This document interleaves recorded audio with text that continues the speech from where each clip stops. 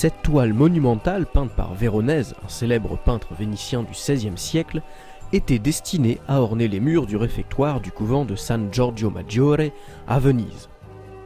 La mission du peintre était de réaliser une toile suffisamment grande pour donner l'illusion de prolonger l'espace du réfectoire. Il mit 15 mois à la terminer, mais une fois accrochée, l'œuvre suscita l'admiration des moines et la carrière de Véronèse connut un vrai tournant. Malheureusement pour le couvent, la toile fut saisie par les troupes napoléoniennes durant la campagne d'Italie en 1797. Mais heureusement pour nous, elle se retrouve aujourd'hui exposée au Louvre, dans la même salle que la Joconde.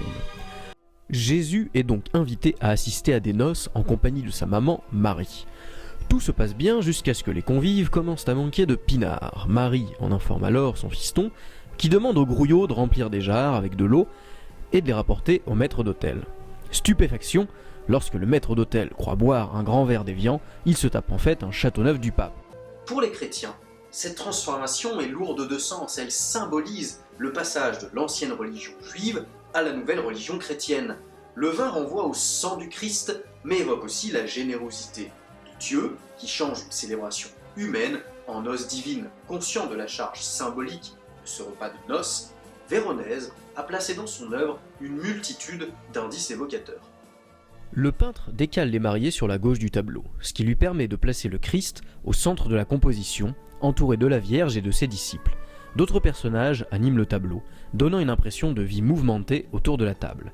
Des orientaux en turban, des musiciens, des aristocrates, des religieux et une foule de serviteurs qui s'activent.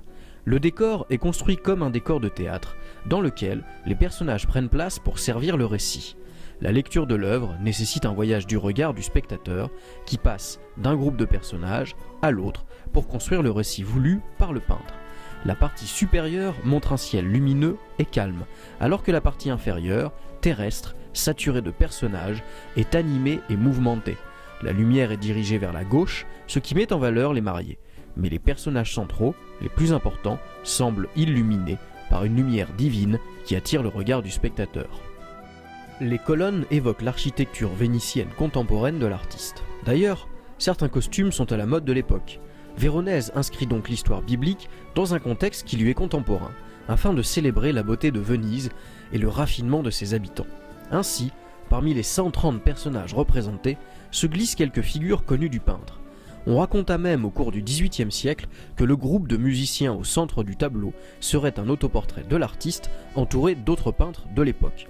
Il y a donc un certain mélange des genres dans cette toile, entre représentation sacrée et profane. C'est un véritable repas de fête et l'artiste se soucie des moindres détails du banquet. La vaisselle d'argent, les verres en cristal et les délicatesses des mets présents sur la table confèrent une certaine splendeur au festin.